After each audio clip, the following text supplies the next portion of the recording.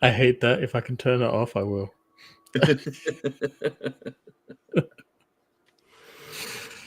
Oh, I got about a year before I'm looking at Restream. Mm. We'll see what happens to them in that time. I don't know. I'm thinking about dropping mine down to a free plan. Mm. I just don't use it enough.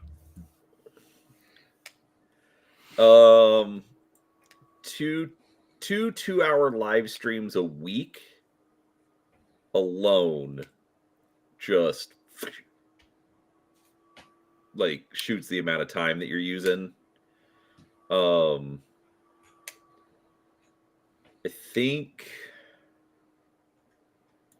the background music is also a paid option. Yeah. I don't know. I'd have to look at it. But yeah, I wasn't sure. And so I paid for a year before the price jacked up. For like it had already jacked up for like Bear and other people. And I Right. looked, I'm like, oh, it's still giving me the normal price. Let's pay for a year. Ding. Because that was the other thing, is nobody had looked at Restream, nobody had tried anything else. Right. So I didn't even know what they were.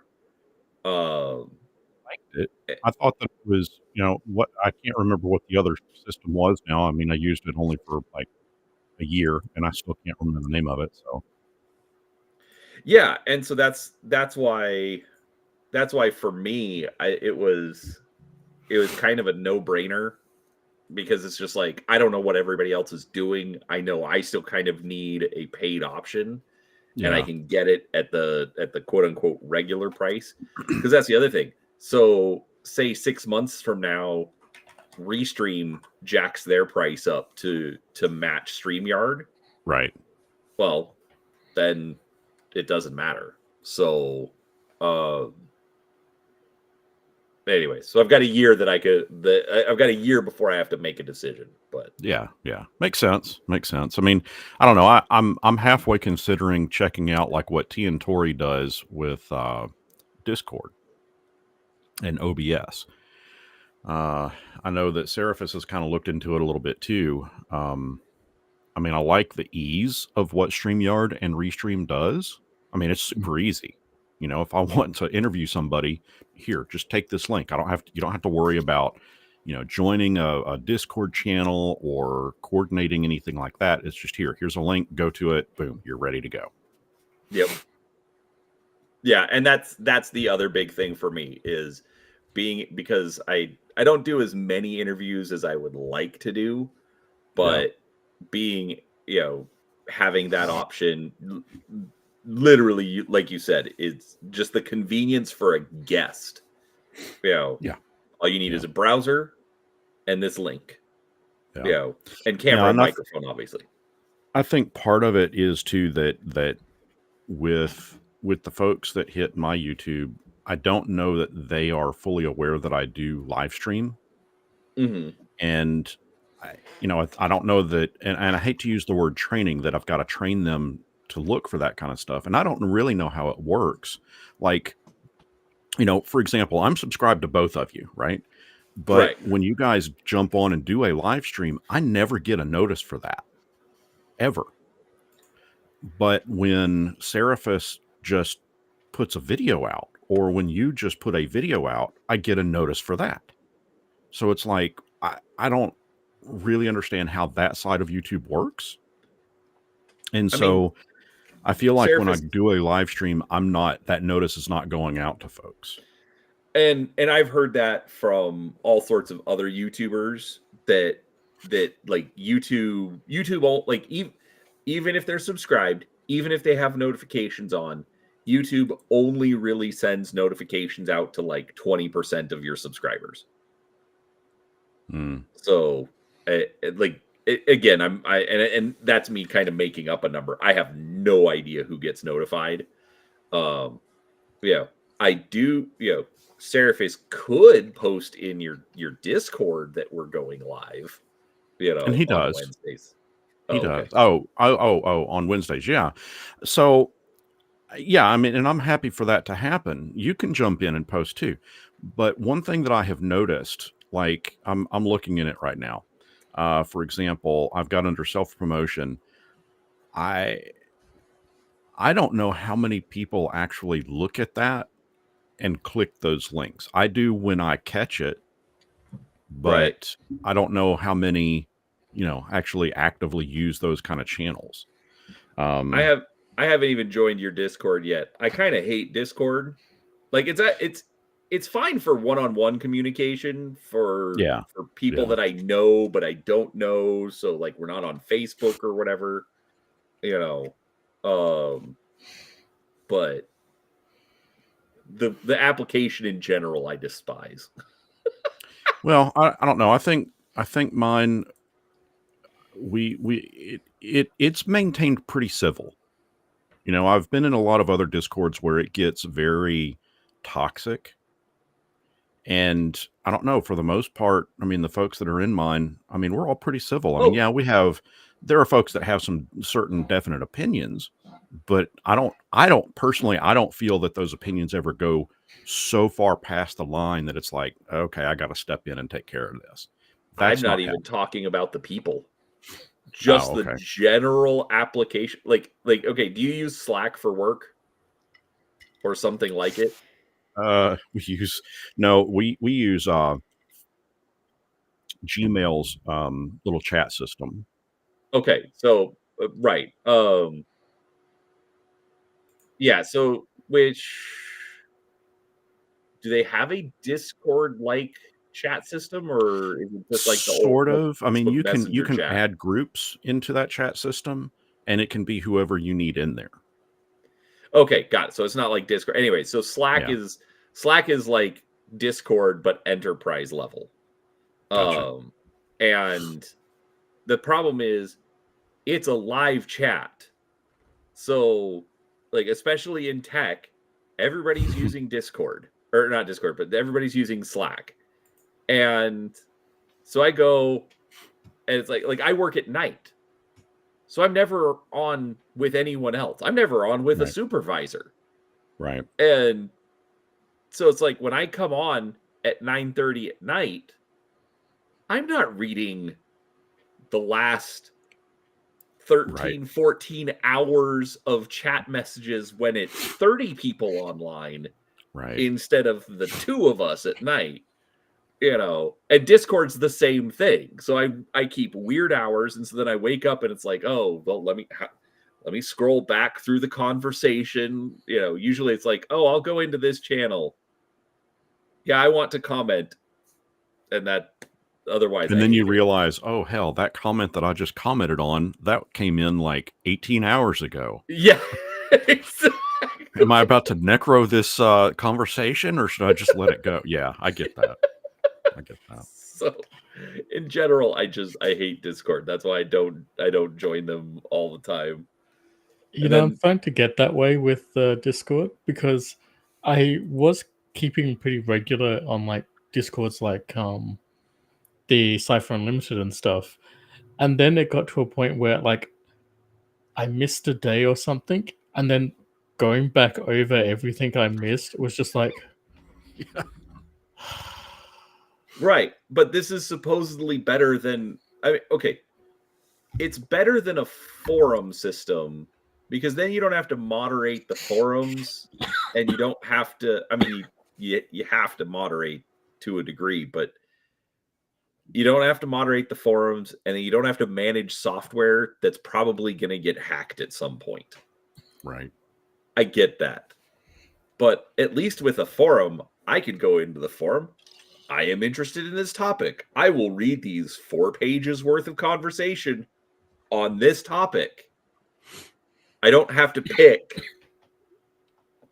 3 topics out of Right. everything that's happening in Discord. In that one particular channel. Anyways, I'm being whiny. So, Brian. Okay, Brian.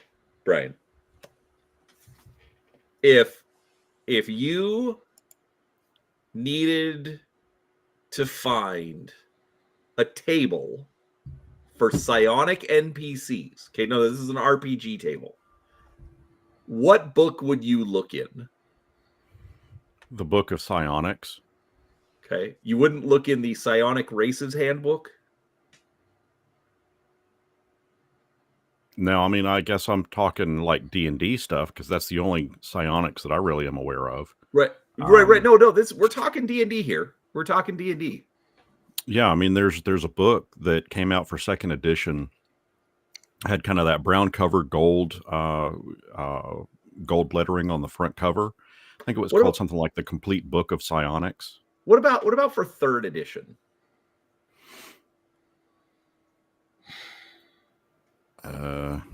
Like if I told you to go look in the Psionic Races Handbook.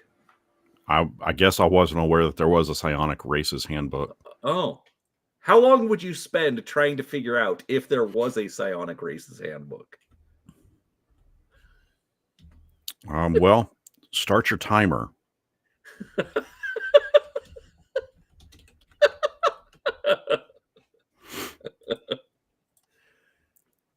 Would you spend 15 minutes looking for a Psionic Races let's Handbook? see. I've got the Expanded Psionics Handbook by Bruce R. Cordell. Looks like it's got about 172 pages. What specifically did you want to know? So it took me about No. 2 minutes. No. Did you find the Psionic Races Handbook? Yeah. No. Oh no, this is the Psionics Handbook. Right. Oh, I guess it would help if I knew how to spell races. I put in race. Let's try that again. There is a Psionics Handbook. No Psionic Races Handbook? Expanded Psionics Handbook, Psionic Races. So if I go to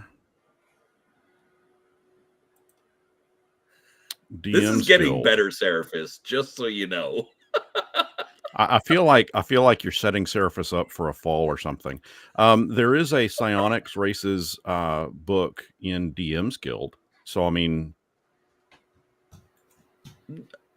that's fair. Actually, okay. Wait. Let's back up a second. I'm going to put everything in context. This is where I grip the microphone with both hands. This is how serious you know it's about to become. We are on Seraphis's The Down Under Space Pirates. Do we want to call it a podcast live stream? His thing. Cluster. Hey, Seraphis. Yeah. Do you have anything you want to send me?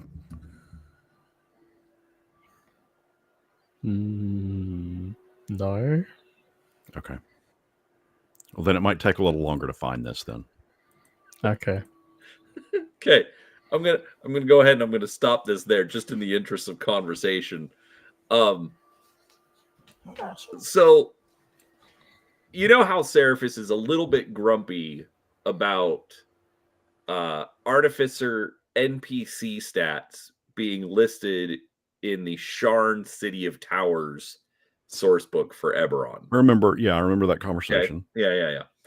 So he messaged me. He says, I wonder if the expanded Psionics handbook for 3.5 has an NPC table for psionic NPCs. He messaged me this is 8 hours ago. I replied almost immediately. I'm like, no, that's probably in the Psionic Races handbook. Clock starts ticking. And eventually I'm like,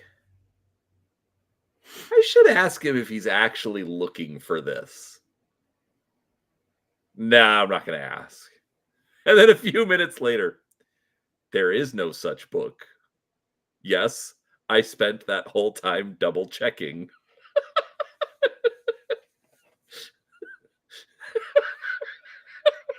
I mean, I put it this way. I'm still looking for it. You're still looking. I mean, there's the Psionics handbook, the expanded Psionics handbook. Pathfinder has Psionics expanded. Which the Psionics and expanded Psionics are technically the same book. It's just 3.0 and 3.5. Right. So There is the complete psionic.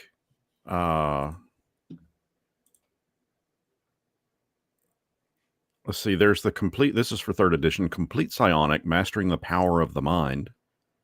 Sure. I've never heard of that one. Which I guess was kind of a play off of the Complete Psionics Handbook from 2nd edition. Yeah.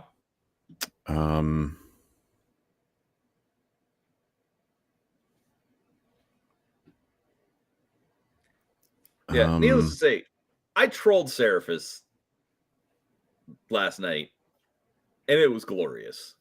There is a book called Races of Eberron.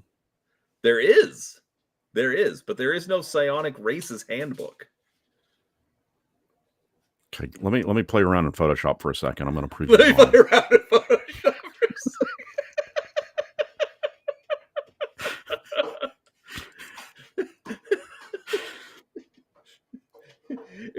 It was funny because like I'm like I'm gonna say this. Like I was trying to think of like pick like an actual book, and I'm like no, because then he'll look in it and like I'm just gonna say something dumb that would like, well, why would they put it over here? That's a stupid place to put it. And then I actually got him to spend 15 minutes looking for it. I'm not done. I'm not convinced that it's fake. I mean, even knowing all of this, I'm still looking, damn it.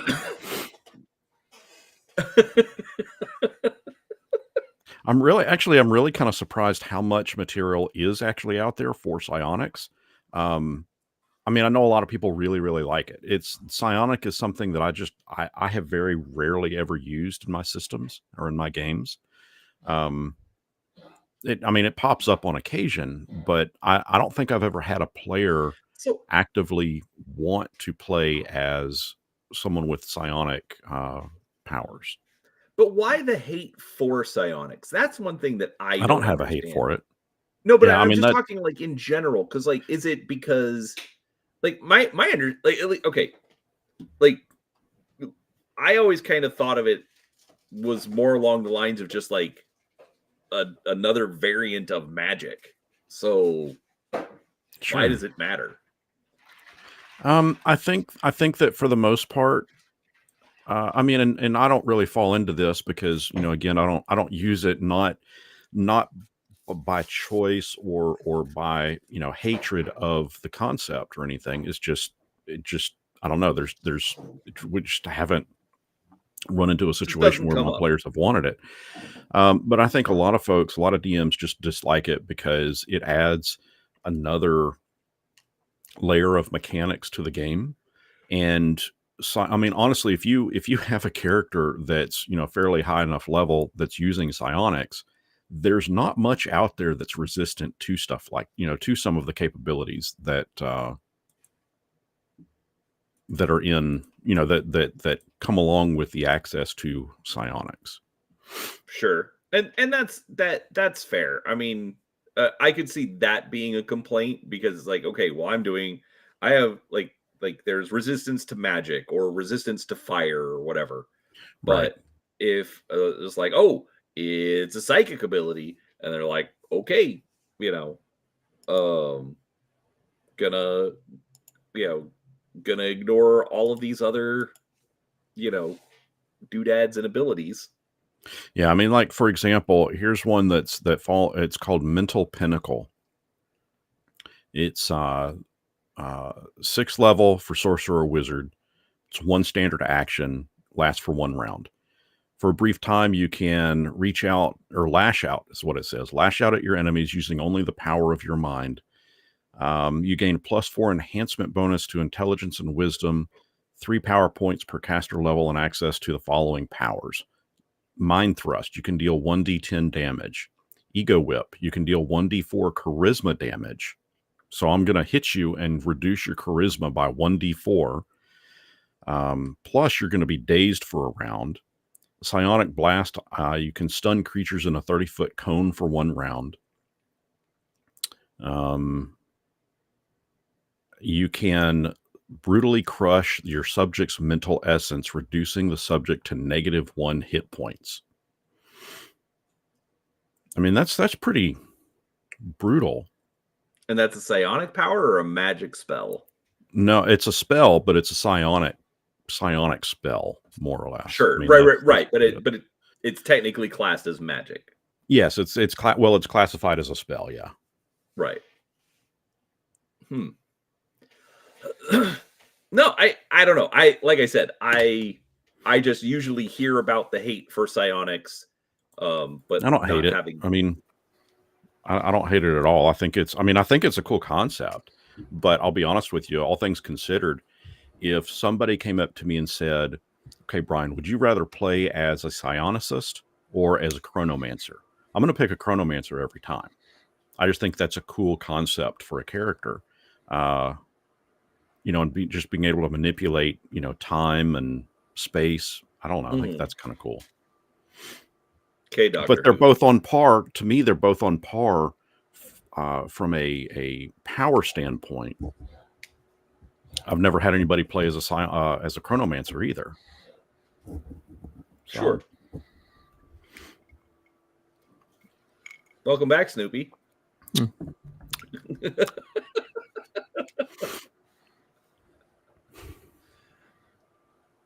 Anyways, no, like I said, I just usually hear about hate for it. I've just never understood it. So right. Yeah. Anyhow.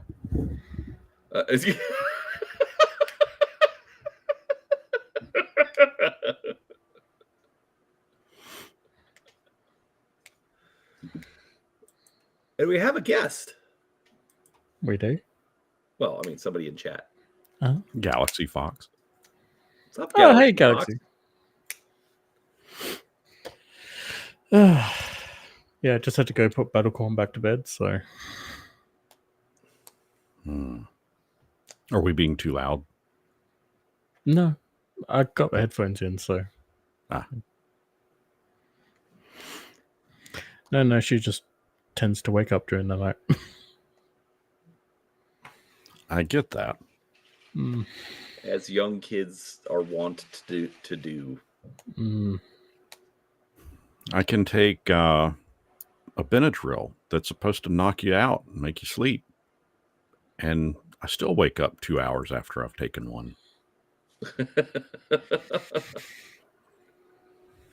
I'm up all night and I go to bed, and 3 hours later, wide awake. Back up again. Yeah. Oh, that's the worst. Anyhow, so other thing we were talking about. Did you ever get into the D&D miniatures, the pre-painted plastics? Yeah, like from WizKids and. No, the WotC ones. I guess no. Like that they did during 3rd edition?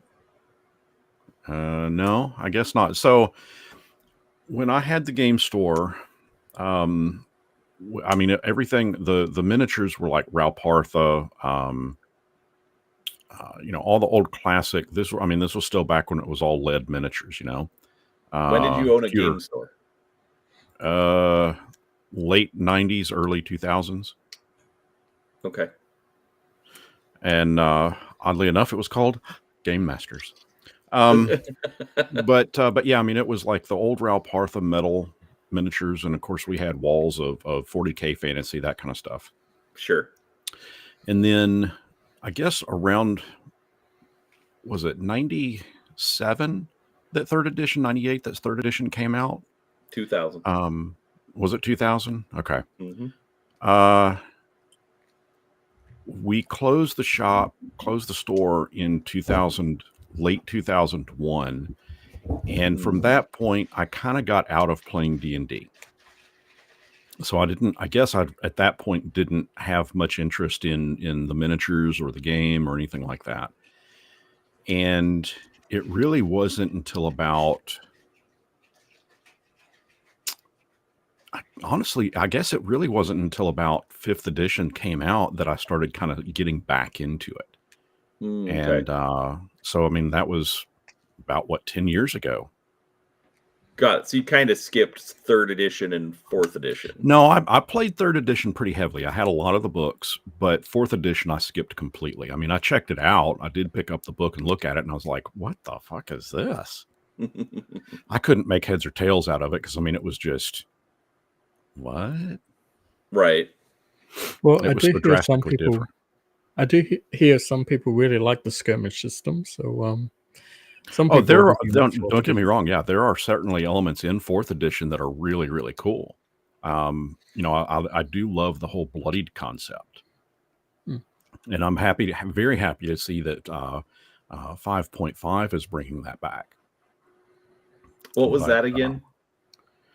the bloodied system from 4th edition, basically it was a mechanic that stated that if the monster is less than, I think it's less than half health, then it appears as bloodied, so that, you know, kind of a visual representation to the characters that hey, you're getting pretty close to killing this thing. I always homebrewed it to, if it's got 25% health left, that's when it got bloodied. And I've always used that mechanic even in 5th edition, but 5.5, the new version that's dropping currently, they've brought that bloodied mechanic back into 5th edition. So up until this point, 5th edition didn't include that.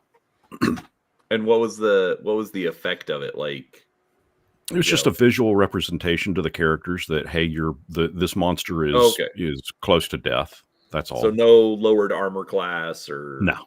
Mm-mm. Got it. Okay. No, I mean, there are some folks that homebrew that kind of stuff. Like when it gets, one of the things that we do when it gets bloodied, it kind of goes into an enraged.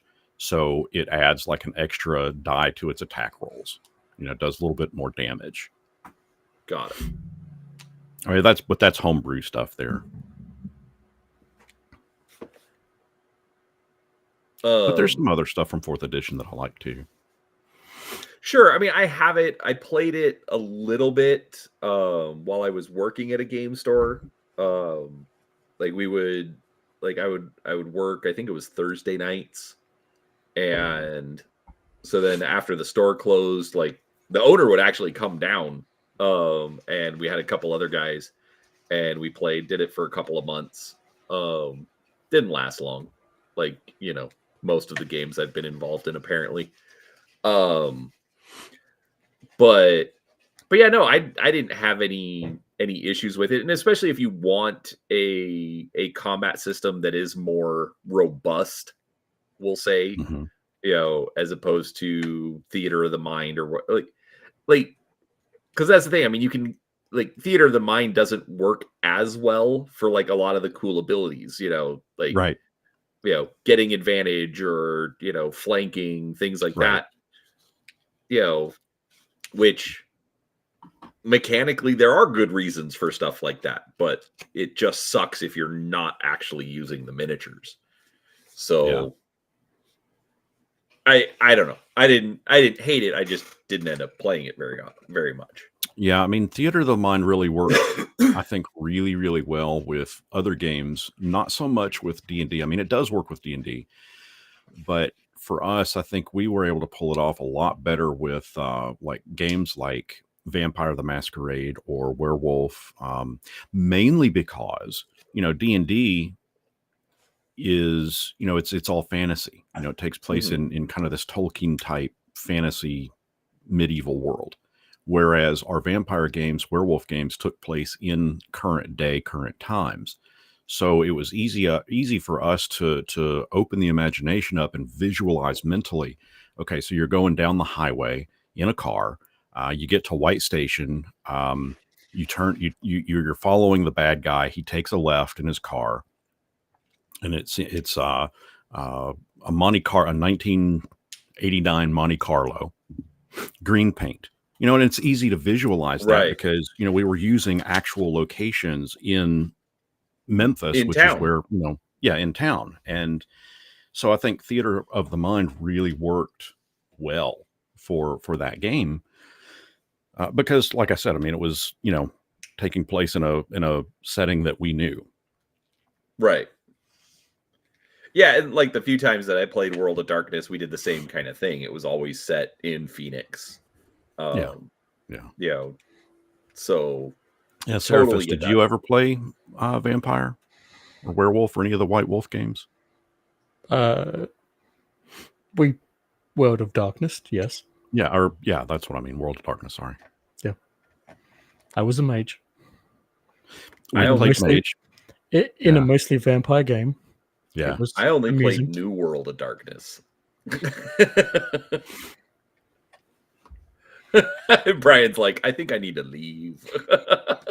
No, I remember when Mummy came out, and the group that I was playing in wanted to play an all only Mummy game. It lasted for about 15 minutes because there were only like 9 mummies on the entire planet. And well, what are the odds that they're all in the same place at the same time? They're not. So yeah, that particular session didn't last very long.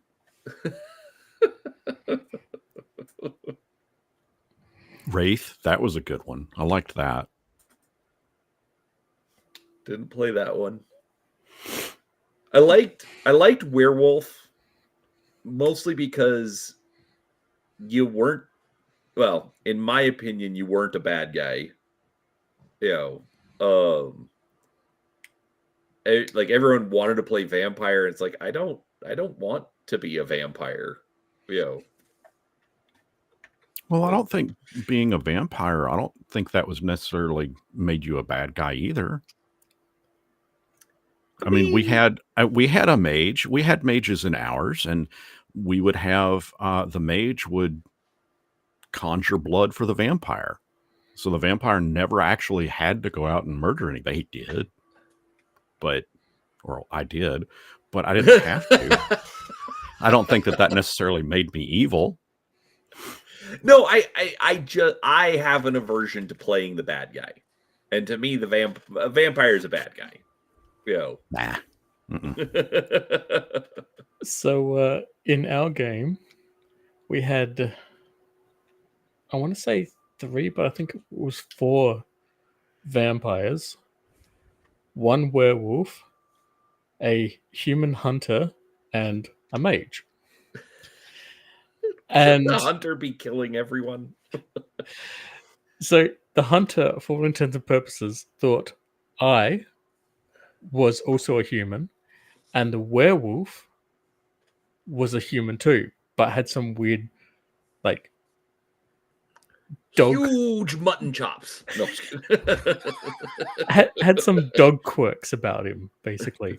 Like, just thought that, like, you know, him having like these 2 big dogs that he hung around with all the time was just like part of his thing, right? Not knowing that they were, like, you know, part of his self-contained, like, you know, lone wolf pack, basically, right? And so it eventually turned out that the hunter was actually hunting down one of the other members, one of the vampire members. And long story short, we kind of came with them to this vampire meeting. And I said, don't worry, I can get us in, like, with the rest of them. I know a guy. Yeah, I know a guy. We just got to wear these, like, this amulet thing. And, like, they'll see it as, like, a sign of recognition. Not knowing I'd enchanted them all so that our aura comes off as vampire. And, like, we all come in, and, like, the second we're in with this meeting, a Nosferatu goes past the werewolf, and they just kind of lock eyes with each other, and shit just starts going sideways immediately. Because the werewolf start humping legs. You know, that had to happen. I mean, that happened almost in every game that, you know, at least once in every game that we ever played. No, he was under control that time. It was early on that he was more like that. There you go. That's yeah. There you go. So it was a bloodbath. Did you survive? Yes, technically we all survived because I may have like tipped my hand at my mage power in front of everyone, and like the elder that was doing this vampire host that the DM was playing was kind of like, yeah, this isn't going to go down well for anyone, because like I had this like gold charm in my palm, and he knew exactly that it was a sun flare basically that I was going to activate and like blow up the room. Yeah. So it essentially I was inspired by the Starship Troopers movie when Johnny's got the holding the nuke against the bugs, the brain bug, and he's just like, you know, and like it's just an uneasy stalemate for a few minutes. It's just like, yep, that we should go. Yep. That was one thing about the whole World of Darkness system that I didn't like, is that as bad as they wanted everything to mesh together, it just really didn't, because there were so many things that were so overpowered from one, I also call it system, but one Setting to the other. And that's actually, that's an excellent point there with the mage, and being able to do that just to wipe out an entire party or clan of vampires like that. We tried. And you know, technically speaking, it's a very simple spell. Just create sunlight to Yeah. you know, light up a room. But around vampires, that's a mini nuke. Yep. So I never got to play much, but the guy that would run the games was like, the funny thing is like nice guy. We're no longer friends, but that's for other reasons. But like nice guy, like counselor, like dealing with like drug addicts and like offenders. I'll leave off some of the words. Like literally worked in the prison, whatnot. So overall, good guy. But oh my gosh, running World of Darkness, like he was twisted. It's like I can see that. Step over here. Yeah. So it was not my preferred setting. No, overall, I think for me, Dungeons and Dragons is, that's going to be my go-to setting or go-to system. And again, it's mostly because, I know the system backwards and forwards. It's not something that I have to, I don't have to have a book in order to run it. It's, and it's something that's familiar enough with players that they can sink into it with relative ease. It's not overly complex. It's not, it doesn't require, this is going to sound insulting to the game, but it doesn't require a lot of complex calculations, or really, you don't have to have much experience with playing a role-playing game in order to sink into Dungeons and Dragons. It's very every resolution's a D20. Yeah, pretty much. So, like I totally understand that. It definitely keeps things, relatively simple.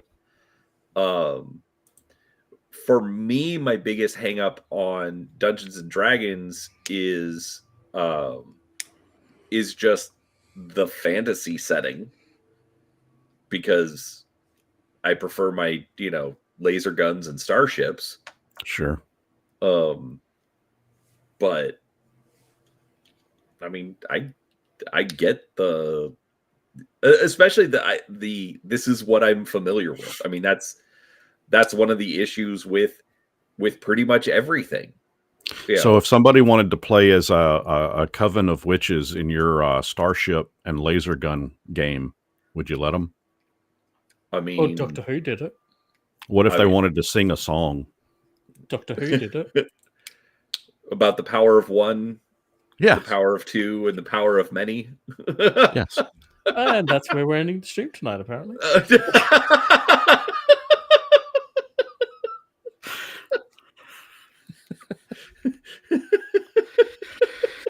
There is a level of hatred that show has generated in me for Star Wars in general that I've stopped the kids watching Star Wars now too. Just because that has just so soured me to it. Oh, no kidding. I mean, it was just such a... I don't get it. It's like, what the hell are you guys thinking here? They're not. They're definitely not thinking of profits. They're thinking of the message. You know. But it's Star Wars. The entire theme should be no more complicated than the basic thing that has been around in human culture for the last 4,000 years. All right? The hero's journey. It's not a complicated message. No, it's not a complicated story. It's Seraphis. You're not wrong, but the problem is that the message has overtaken everything. Do you know why Disney bought Star Wars? Because they thought it would make them money. There's that, but let's be honest. What is Disney known for? Like, if the first thing that comes to your head when you Mickey Mouse, princesses, all of their big movies, every single one, princesses. So essentially, even though there's plenty of Robin Hood, Jungle Book, there's plenty of boy stuff in Disney. Lilo and Stitch. I'd still put that one kind of under the princesses category. Oh man, that one cuts home, man. No, right. But the thing is that literally they were like, essentially, we're a girl brand. How do we bring boys to Disney? Lucas is old. Lucas wants out. He's offering it to us for a bucket of money. We have a bucket of money. Let's do that, and we can bring in the boys. And then what did they do? They gilled it. They princessed it up. They didn't even do that. I think they de-aged it. No. How do you mean de-aged it? Star Wars before was something that you could enjoy no matter what your age was, right? But in recent, especially in the last couple of years, since Disney acquired it, it's definitely gone into a downhill trend where it's more adult. It's pretending to be more adult, but it's not. Right. But I mean, but they're definitely instead of just covering the hero, it's did we need the side story about Lando Calrissian being romantically involved with his robot in Solo? No, that's not anything that should be in an all ages show. To be fair, I barely remember anything from Solo. I've only seen it once. And it's okay. It's a heist movie. I thought that thing in the nebula was kind of cool. Yeah, the it was decent. The problem is it came out after think it was Last Jedi. Yeah. Yeah, which everybody hated anyways. And see, And okay, so here's my thing. I think Solo would have been a lot more successful, but people were voting with their wallets. Kathleen Kennedy will sit there and tell you that it was bad because, or it was not successful because it was a bad writing, that it was a bad movie. And that's not the case. It was not successful because Rian Johnson thoroughly fucked the Jedi, Luke, in The Last Jedi. Made him not Luke anymore, made him a complete antithesis of what we, the fans, always enjoyed. Mark Hamill was very vocal about this. Showed him milking and drinking from the teat of a weird monster. Come on. That's just stupid. right, but that again is one of those things that I would say makes it a quote unquote more adult show. Yeah. It's well, but my point is I think that's what killed Solo was we were pissed off. The fans were pissed off at Last Jedi. And we didn't want to give Solo a chance because, well, look at what they just did. Anybody Solo as a movie, I don't think was a bad movie.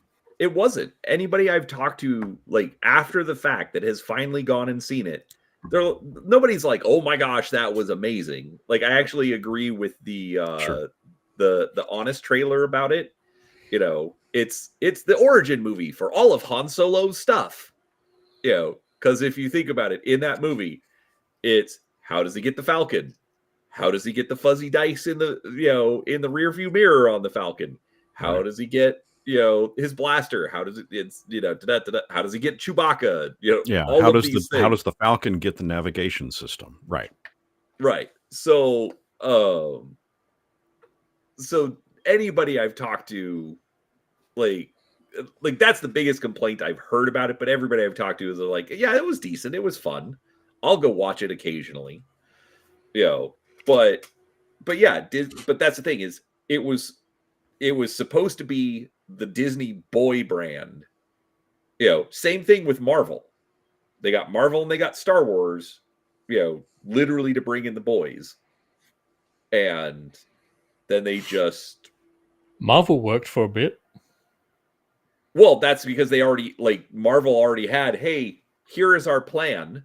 But notice everything that once the plan that came over during the buyout, what have they done with it? They haven't made it a boy brand. Even after they brought it over. Think about it. They tried to make Captain Marvel the center of attention. So Which I like Captain Marvel. I don't even mind the change from Miss Marvel to Captain Marvel for Carol.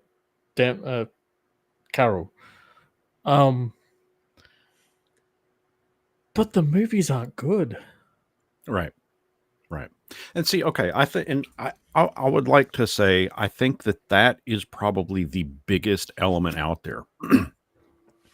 I personally, I don't care if you want to introduce, a coven of witches that make an immaculate conception and create twins that, that's the first time that anything like that's happened. And that kind of explains how the Sith are able to create Darth Vader or Anakin Skywalker. You know what? Great. I'll accept that. But you got to make the writing good. And the writing in this was just not good. It was not, didn't have anything to do with, gay witches, didn't have anything to do with, black people being in the movie. It had everything to do with piss poor writing. The storytelling was not good. It was not organic. It was fan fiction. It was bad fan fiction. That's all it was. And I think that you can say the exact same thing about, a lot of the more recent Marvel movies, the TV shows specifically. It's just, it's bad writing. Well, and I'm not, when I say they were taking it away from being a boy brand, I'm not saying, oh, well, they just started making all these girl characters. think about it. Like, did you ever read the Timothy Zahn novels that kind of kicked off all the Star Wars novels? Yeah. Okay. How cool was Mara Jade? Awesome. Love the Right. character. And honestly, when we saw at the end of the newest trilogy of Star Wars, at the very end of that, where Luke is standing there and Rey hands him the lightsaber, and then we fade to black, he's standing over a fucking grave. And I can't tell you how many people were just, oh, that's got to be Mara Jade. That has to be Mara Jade. We've got to have in the next movie some kind of flashback with Luke and Mara Jade. And we didn't get that. Right. No, exactly. I mean, now, if you want to have some, I know I'm interrupting you and I apologize, but if you want to have a Jedi give up everything and just not give a shit about anything, you include the character of Mara Jade in a flashback and having her get murdered by somebody. And that's when he turns his back on the Force, because what else do I have at this point? Easiest thing. Cause think about it. From what we were told, he was all upset over what happened with first off, Solo. Yeah, why is it Ben Solo? Like Han Solo and Princess Leia are not going to be naming their kid Ben. Right. Leia never met Ben. Leia doesn't care about Ben. Oh no, she met Ben. Didn't you ever see Kenobi the series? That doesn't exist. Oh, I wish it didn't. Because that's also again. That was just that would like. I'm not going to get into it. Just the entire premise is dumb. I'm sorry. It should have been a story about Ben and Luke. Why does Luke know who Obi-Wan Kenobi is? Because Obi-Wan Kenobi rescued him as a kid. He doesn't know anything else, but no, I am Obi-Wan Kenobi. I must leave this child that I have been put in place to protect, to go save this other child who was given to someone else to protect her. But no, it's got to be, sorry. Anyways, so, and Mage has a good point. Yeah. The Kenobi series didn't exist when Force Awakens was written. So not a great excuse. And now I completely forgot the point that I was going to make. Dang it, you guys screwed me up.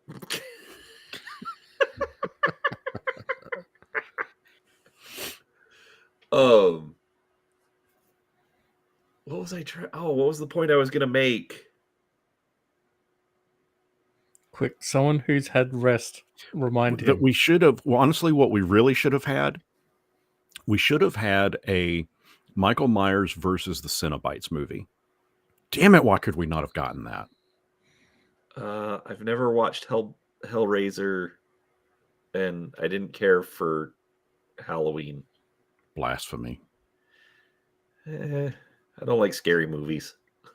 What's wrong with you?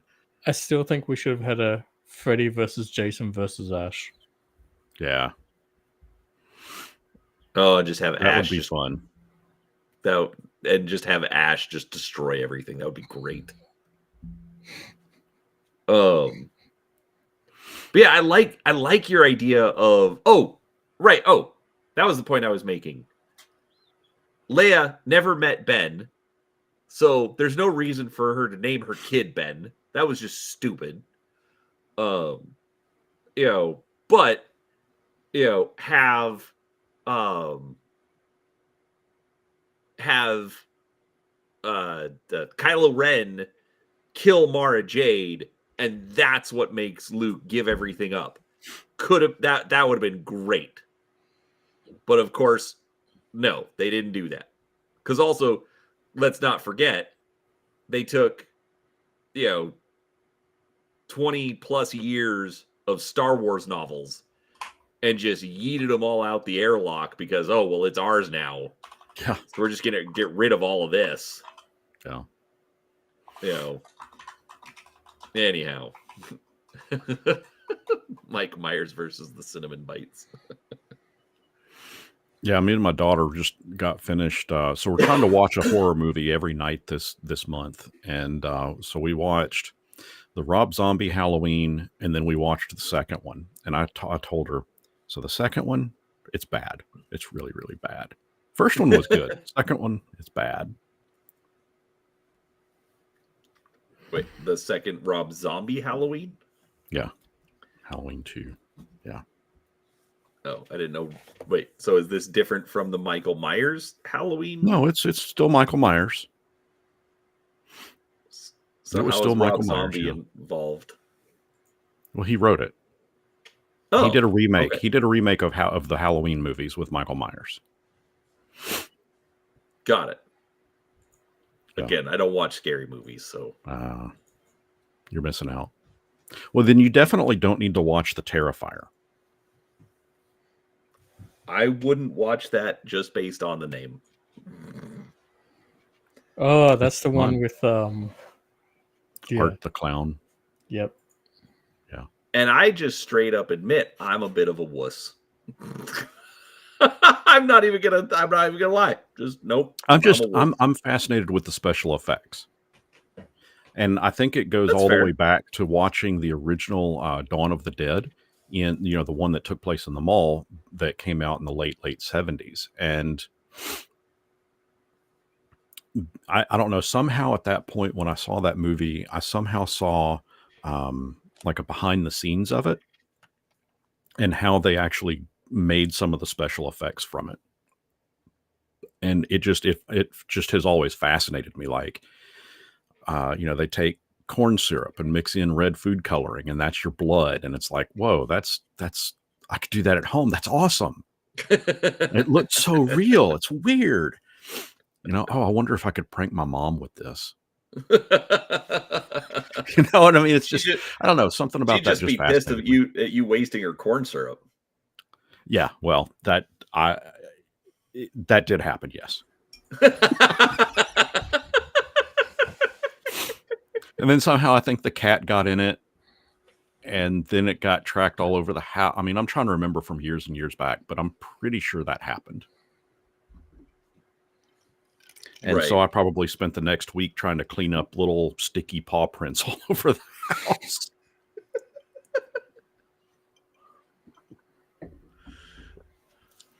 Now, I will tell you, if we ever got, was it, I got to look it up.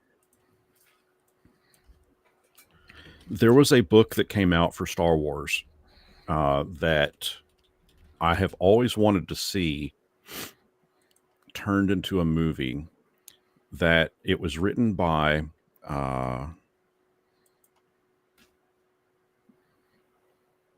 Joel Schreiber, called Death Troopers. I thought you were going to say that one. Yeah, I mean, I'm a zombie fan. I love zombies, and to be able to see stormtroopers as zombies. Now, they weren't your traditional zombie, but they were zombies. God, I would watch that. And there have always been rumors that they're going to come out with something like that. But can you imagine a decently... They did in the Clone Wars. The Geonosian worm parasite. Well, I want to see something that's not animated. Yeah. I want to see, like flesh and blood people. But can you imagine if they did like an R-rated Star Wars and it was Death Troopers? Well, I think the only chance we would have had of that would have been under Lucas's reign, because I don't think Disney will ever do R-rated. And I think the fact that... What about with Deadpool? Yeah. I think Deadpool is a one-time only thing. So I don't think we're going to get him that good again. When was Logan done? Logan was an R-rated. Was it? I think that was. Well, was that under Disney? Don't forget, even if it was under Disney, there is still that point of, okay, there's like what is actually in progress, in production, They do the buyout, and it's like, okay, we're still gonna let this go. But also that's the thing, is having a brand like Fox where you can just do R-rated stuff and it's not technically Disney. Right. I don't think that's an issue. I do agree with Seraphis. I think Deadpool 3 is probably the only one that they're going to do. But also don't forget, the superhero movies are supposed to be to bring in boys. So while yes, we ain't that much different.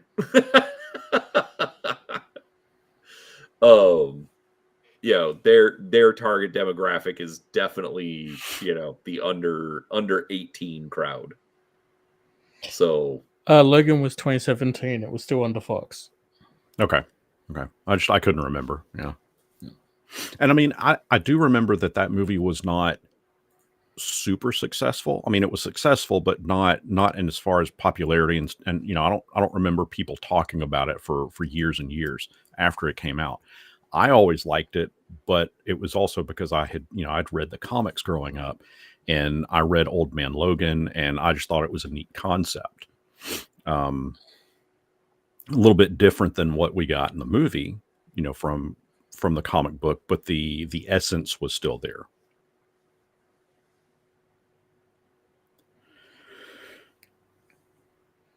I think they need to.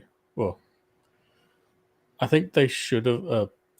I think what Fox should have done for their last Logan movie should have been to adapt that World War II one.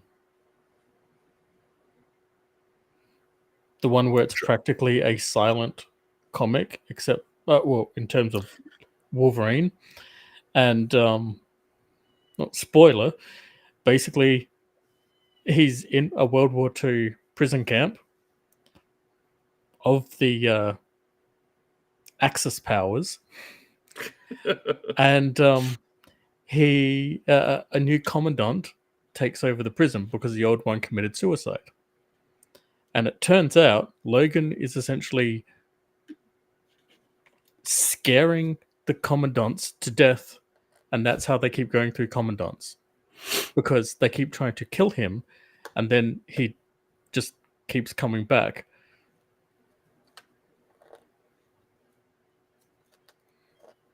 That would have been interesting. Cool. Oh yeah, like the psychological. Oh yeah, can you imagine nature of that kind of spooky setup? Yeah, that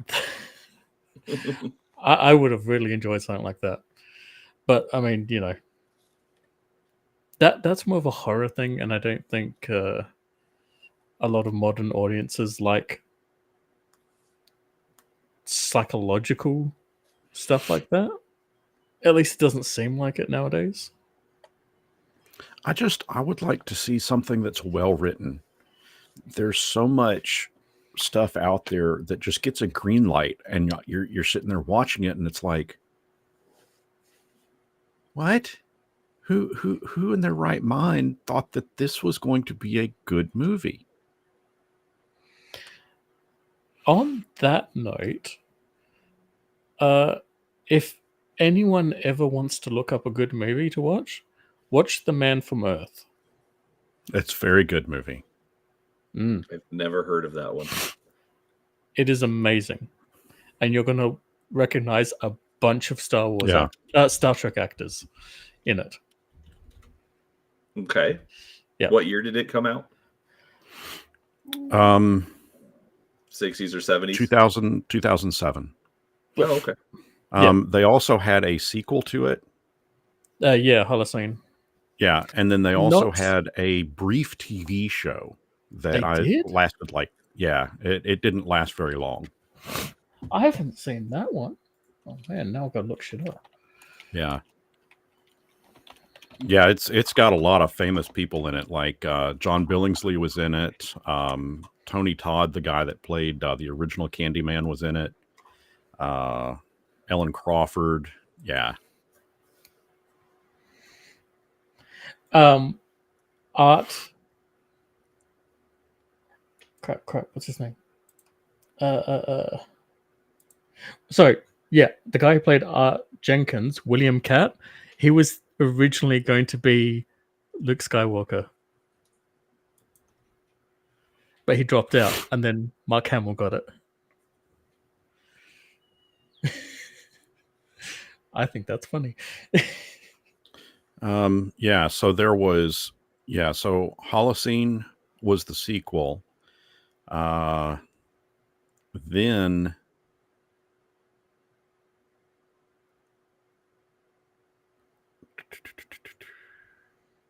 Okay, well, I guess it was a failed crowdfunded series, The Man from Earth, the series, Yeah, the but Man it from didn't Earth actually 2, happen. Okay, it didn't Millennium. actually happen. Yeah. But yeah, anyway, Brian, you would probably like it. It's I don't want to give away any spoilers on it, but yeah, it's a good one. I would recommend. Don't look up anything about it; just watch it. I'm on Wikipedia right now, but I didn't read everything. Don't read it; just watch it.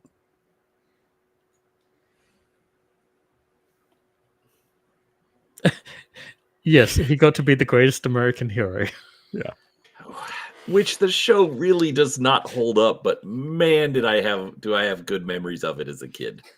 Yeah. Same thing with like Knight Rider. Okay, I have to point this out since the A-Team. Yeah. Do you know what the title, without looking it up, do you know what the title of the pilot episode is? Episode 1? Nope. No, I guess I don't. Oh, where did Seraphis go?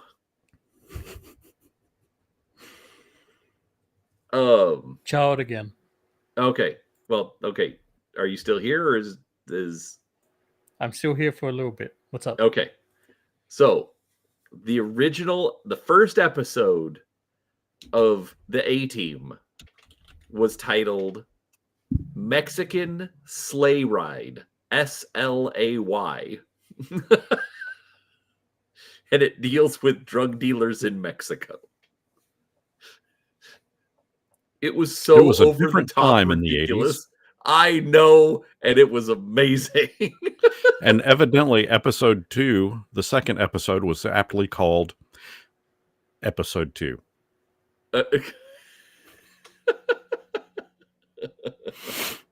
I shall return. I really did like the movie that they made that came out just a few years back. I thought that was a pretty good one. I would have loved to see a sequel to that. Oh, to the A-Team movie. That one was decent. Came out, I guess in 2010. I completely agree with Mage on this. Thematically, like that's the thing. Like the premise of the show, I don't have any issues with. Of Greatest American Hero. Oh yeah, of Greatest American Hero. I like it. Like I've tried watching it, and it's not bad, but it struggles to hold up because of special effects, and again, it was the 80s. Well, but special effects have evolved so much since then. No, right? No, exactly. And I'm not faulting it for when it came out. I think it did overall very well for when it came out.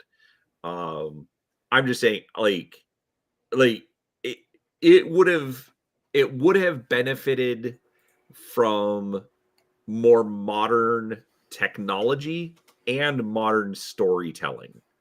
But be honest, do you think that a show like that would have an interest today, like or a following today? I mean, I think part of the appeal was that it was just it was campy to begin with. It didn't take itself too seriously. Today, Yeah. No.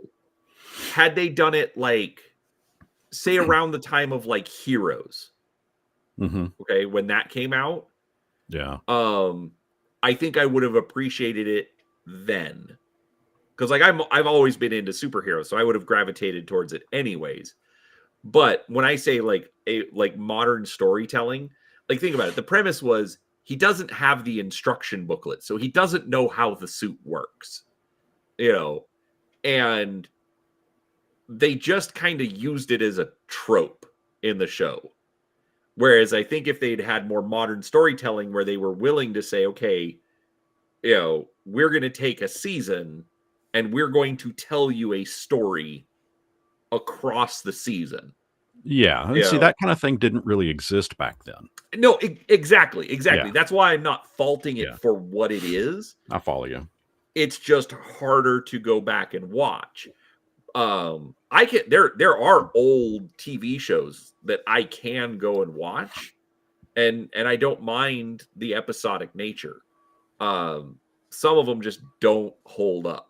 Knight Rider, Airwolf, which I have. Airwolf, gosh, that was a fun one too. Right, and I have super fond memories of them. They just don't hold their quote unquote value. Right. I mean, they barely held their value when they were on. Think about it. Like Airwolf, especially for our age group, it was amazing. But it really only lasted like 3 years, one of which was in Canada. So I mean, Knight Rider lasted longer, but even then, I remember, like, I can remember, like, they kept having to like push the abilities, and okay, well, we have to add new features onto the car, new things here, new things there, just to well, I do that with my car. I add new features to the car.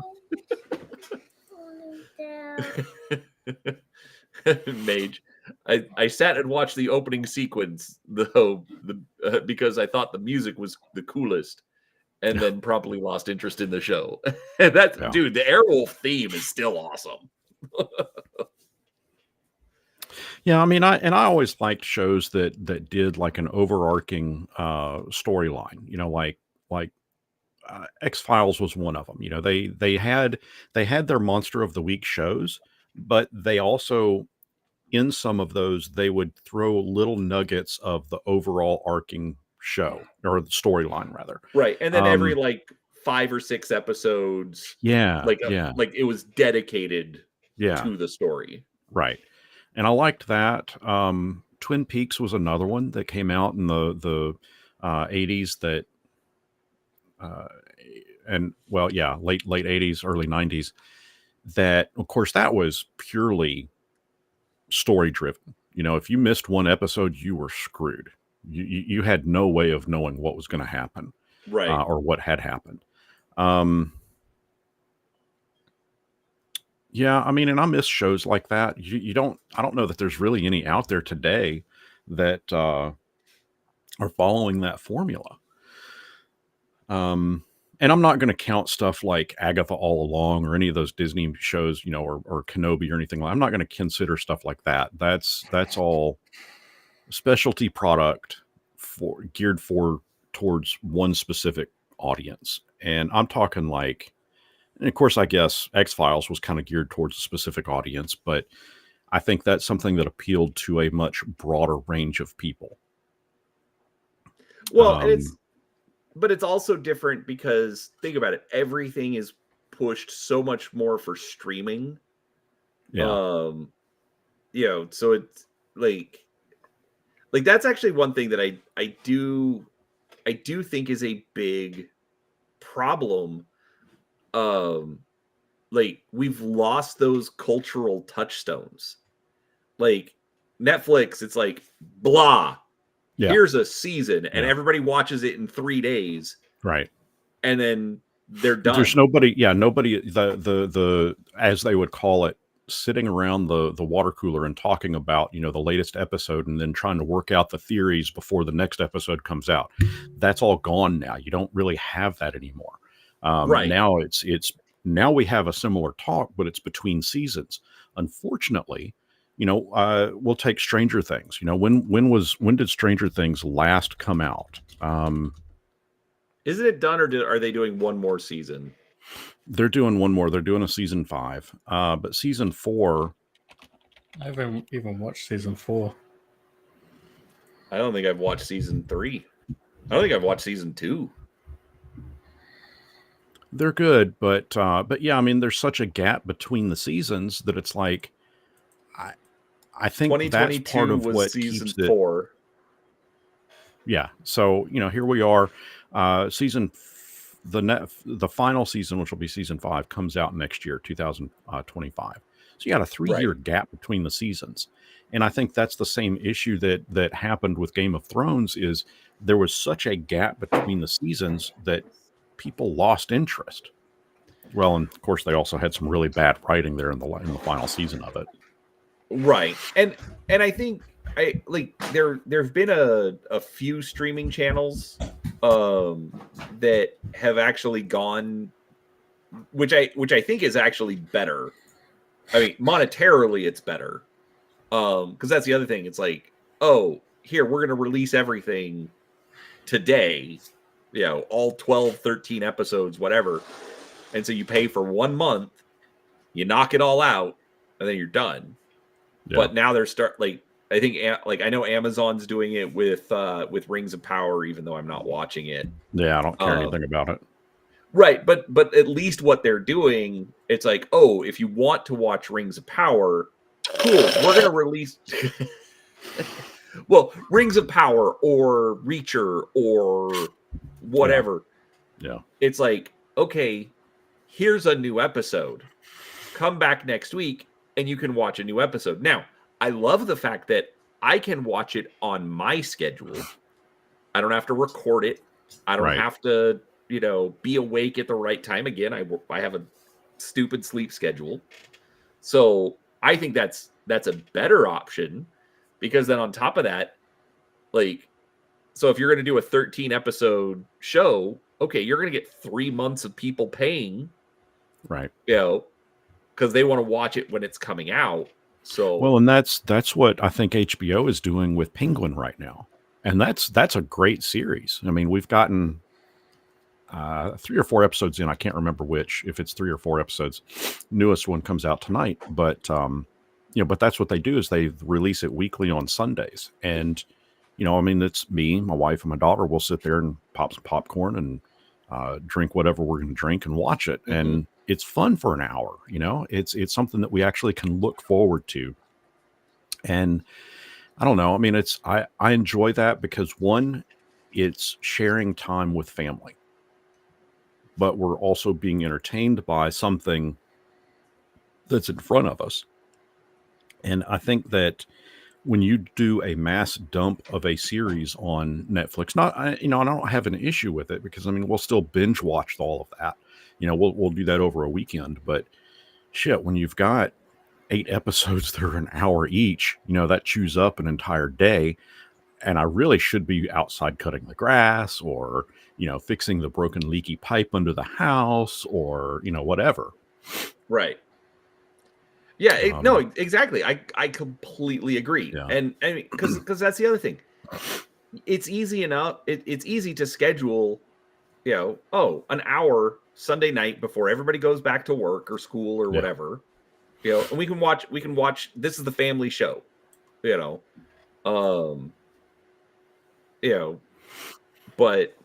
yeah, I don't know. I think they're gonna end. I think we're seeing it go back that direction. The problem is just that, we'd gotten away from having to pay a couple $100 for cable to have all the channels, and now we're paying a couple $100 to have all the streaming services. Right. So let me ask this. Do you think that has helped with channels on YouTube? Because folks have gotten so used to streaming services being able to kind of watch, whatever they want to watch when they want to watch it. Do you think that I'll say practice has helped content creators like us on YouTube? I mean, I know that there's a massive shift to stuff like YouTube. I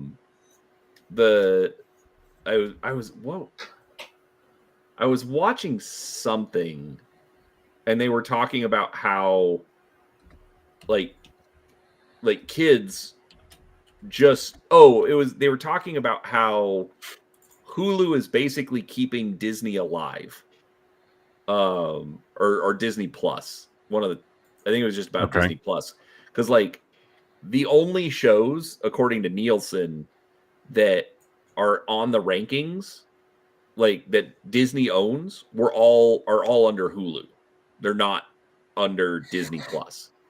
Like Disney Plus, the most watch time is Bluey.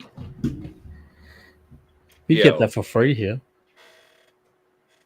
I mean, well, so I mean, I'll be honest with you. I mean, when the wife and kids are doing whatever they're doing, and I'm tired, I usually get tired around 8 p.m. So I'll go off into the bedroom and I'll just turn on the TV and watch. I've been turning on Hulu and watching old episodes of House. Oh, sure. I'm currently on season 4 of NCIS. Yeah, and that's on Hulu. House is on Hulu. So I mean, I don't know. That's on Netflix fine. for us.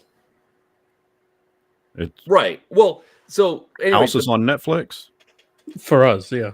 Yeah. So it's not for me. Yeah, that's the problem, is that for us here in the States, we have the 800 different streaming services. Everyone outside of the United States seems to just be like Netflix only, but like everything's on it. Yeah. Which is a joke. But anyways. Wish I had that. I can't stand watching the damn commercials. But right. Well, no, and that's forgot my point I was gonna make again. But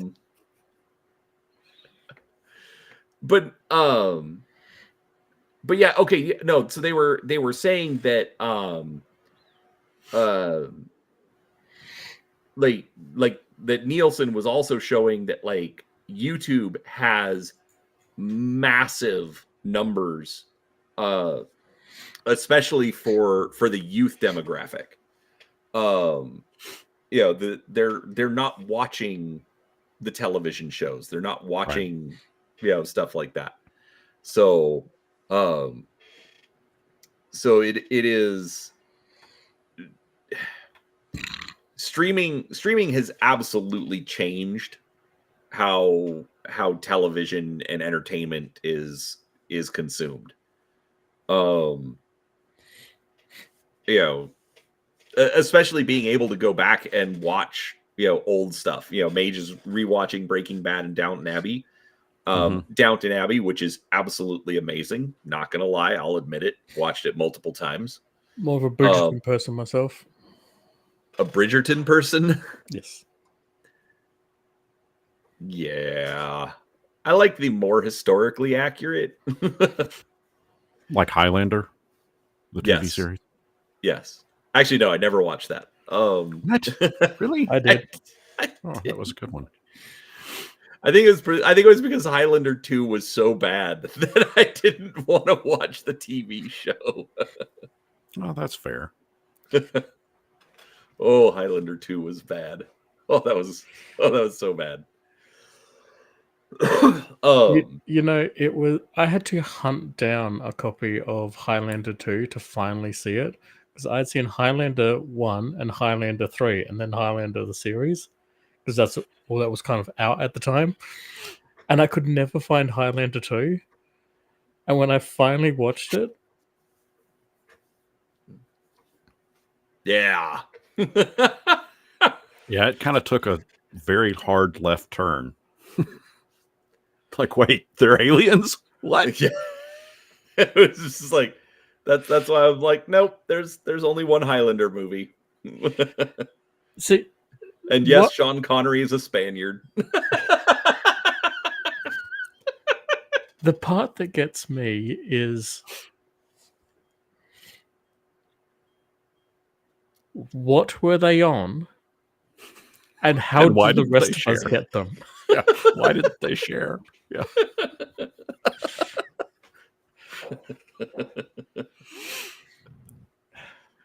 Well, Mage, what are Obviously, we allowed to asking for a like both friend.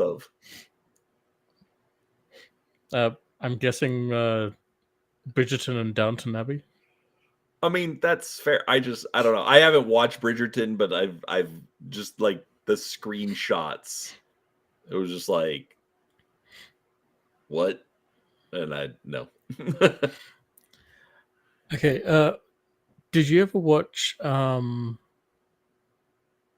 David Tennant Doctor Who? Yes. Okay. Do you remember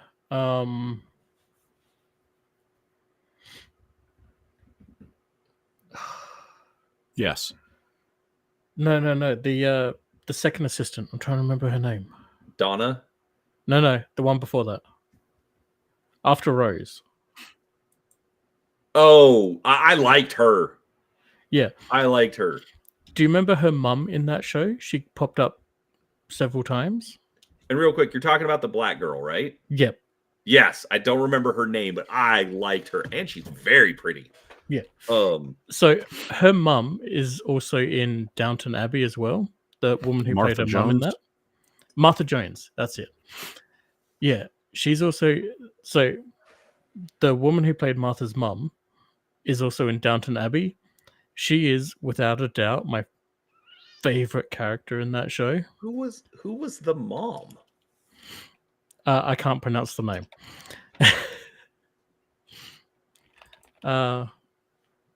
Yeah, Freema Guyman was Martha Jones. But yeah, so she is without a doubt one of the absolute, like,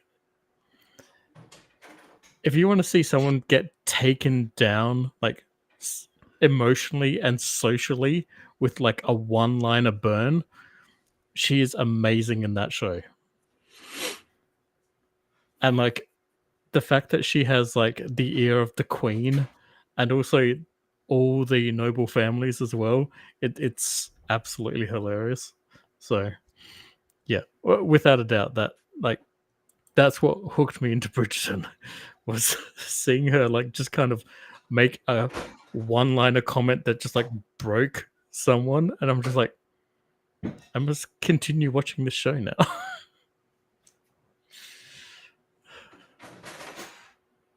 Wait, hold on. So Martha Jones's mom, the actress, is in Downton Abbey or is in Bridgerton? Bridgerton. Okay. She's the dowager. My brain is. Look, it's 1 a.m. You're lucky I'm remembering anything at the moment. That's okay. I was trying to look it up because you were confusing me, because for some reason I thought you were saying that she was in Downton Abbey. Oh, and no, I'm no. like, I think I remember like Agatha Danbury. Yeah, Lady Agatha Danbury. Doja Ando.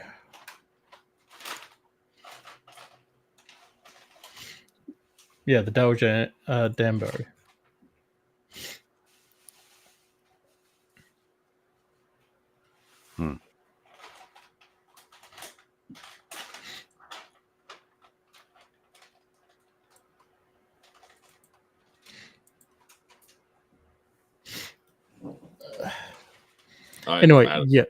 Anyway, yeah. So she,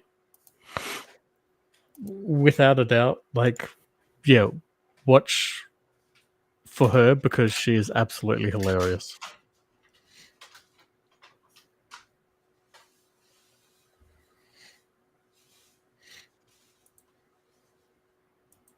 Okay. Yeah. I've got really nothing else to add. She's just hilarious. And I only got into the show because when I was between houses, I was staying with my aunt, and she was watching it, the second season as it just come out, and I wasn't really watching it. I was like, in the evening, I'll just be playing on my tablet, and all of a sudden, I hear like this epic burn takedown, and I'm just like, what the fuck was that? And I start watching, and like, there's something going on, and then she just goes, and then she just like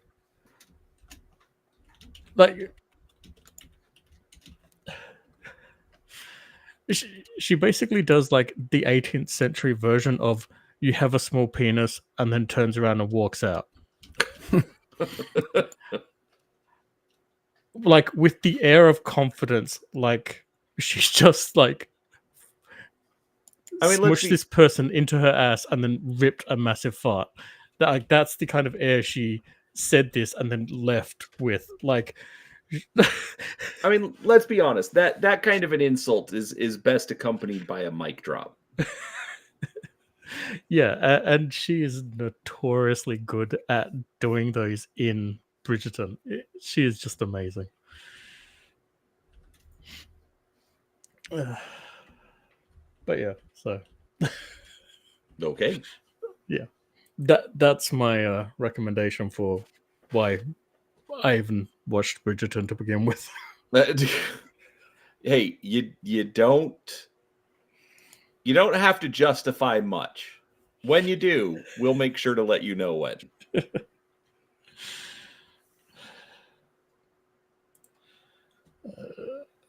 I mean, I know I watch some somewhat odd stuff. Well, I mean, if you hold on, actually, you know what? I'm not going to get monetized anyway, regardless. So I'm going to show you something because this is fucking hilarious, and I don't care. So since I'm going to have to leave soon anyway, might as well have some fun. So just enjoy. Now and then we all get a thought that stops us in our track. Am I living to my full potential, or am I holding myself back? You gotta stop that shit, 'cause you're perfect. Check out that analysis paralysis. If you need some help to see, take a lesson from space. Pluto's not a planet. Do you think that Pluto gives a shit? Pluto is not gonna quit, 'cause Pluto can take a hit, and Pluto knows what Pluto is, and Pluto knows that Pluto's hot shit. Pluto knows that I won't ever be a planet. It don't matter, 'cause I know that I'm still hot shit. And you're hot shit too, so get out of your brain and just do what you're supposed to do. Hot shit. Pluto knows it. Expect some fucking magic from the glove planet. Hot shit. And you're hot shit too, so get out of your way and just do what you were born to do. The animation's not And bad. said, gosh dang it, it's true Pluto was jealous of them big other planets. But did you know that Jupiter, the biggest by far, was also jealous 'cause the dorks on Earth called him a failed star? The star that he was jealous of was cold, our sun, who was herself consumed with thoughts that she would never become a big black hole. She would constantly chase the dream to be so big that she could eat time and space. A trillion miles away, a place the sun could not see. There sat a bad bitch sucking up reality.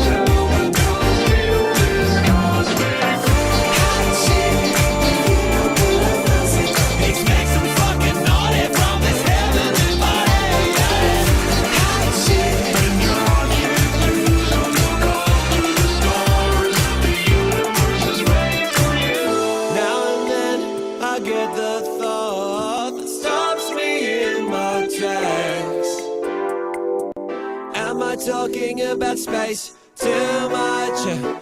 I should really try to cut back. I've gotta stop with that shit, cause I'm space is fucking cool and so hard. You let me talk about space with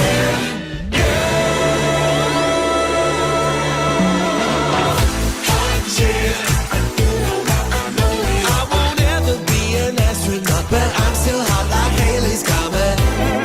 And you're hot shit too, so let's shoot for the stars. I'll bet we land on the moon.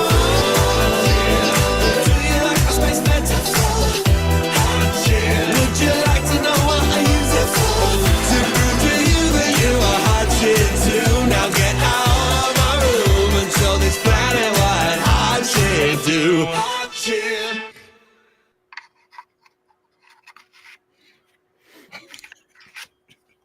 That was something.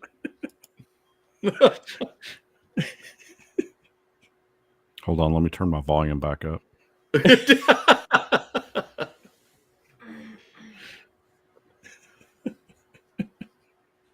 I don't think Brian's sure what to do with himself. I mean, not really my cup of tea there, but as long as y'all enjoyed it. Again, it was something. I'm not sure what, but definitely something. Yeah, Tom Cardy's a Australian musical comedian. We produce those, and that's from his latest album, and I've been enjoying it way too much. That's fair. Actually, real quick, speaking of space, did you guys see No. the Starship launch this past week? I didn't know we had starships. That's the big silver rocket that Elon Musk is launching. I mean, I've seen like video footage of it, but Right. Okay. Yeah. Well, but I didn't watch it live either. But just the fact that he's bringing in a booster and catching it. Mm. Oh yeah, I heard about that. So I caught something after the fact where basically he said that so part of the reason is, well, if they catch it, they don't have to build landing gear into it. Well, if they don't build landing gear into it, that's weight that can all be used for other stuff. So that's one of the main reasons. But then on top of that, think about it. If the booster just comes right back and gets caught by the launch device, well, the launch device then just moves it over, puts it back in the launch the launch cradle, and literally their plan or their goal is to have a 1 hour turnaround. okay. Alternatively, they could just, build the fucking I'm not quite sure how to phrase it, but the railgun launch system. Not necessarily, Less because about the launching of it, and it's more about the getting it to land aspect of it. well, no, Bringing it home. No, it's about the problem with space right now is the cost to get something into orbit. And your cost is affected by the fact that until SpaceX, rockets were one use only. So you build this giant machine that essentially is just thrown away every single time you use it. Okay, so the space shuttle was supposed to fix that, and make it more reusable. So SpaceX has been getting it to where not only is it reusable, but it's also reusable very quickly. And so the Starship, the whole point is to get it where, like I said, because if you can go faster, well, you're not having to, you can put more payload up, which means you have more paying customers, which means you have lower cost, so over and over and over to just drive the prices down. So that's why they're shooting for, a potential 1 hour turnaround. Because like, that's another thing. If you need all of this equipment up, well, okay, we can do a launch. Well, then our next launch isn't for 3 months. Wait a second. Well, we need all of this stuff up here. Well, get it all ready, and bam, you can have it all up the same day and get the project started. So, anyways, it was just the very end of that where he's talking about well, this is cool, so I'm going to go learn astronomy and go do rocket stuff, even though I'm not an astronaut. And so that just reminded me of the whole Starship thing, because it was ridiculous. Like, and apparently the Starship rocket is larger than the Saturn V. So that's another thing that's crazy. Gonna have to relook at that. Came back and got caught by the launch tower.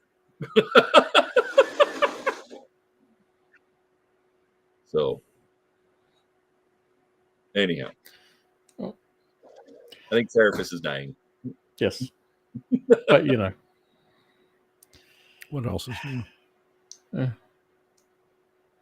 I'm sure I'll be Just wait till you're reborn next 52. weekend. What was that? Just wait till you're 51, 52. You'll get 8 hours of sleep. Good sleep. But then about 20 minutes afterwards, you're like, God, I'm so tired. I'm already doing that. Yeah, like I said, wait till you're 51, 52. Ugh. Hold on, I've got a knife around here somewhere. I'll just end it now. You go up the arm, you don't go across the wrist. That's a key point. Oh, that's going to definitely make sure that this channel never gets monetized. How to do it the right way. Watching a YouTube video ain't gonna make you ineligible for monetization. On that note, I got to get going. Yeah. I got to fix breakfast and deal with an under the house leaky water pipe. And actually, that's been fixed, but I got to repair the damage to the floor. Hooray! Good luck with that. Yay. Yeah. Well, thanks everyone. End the stream. Yeah.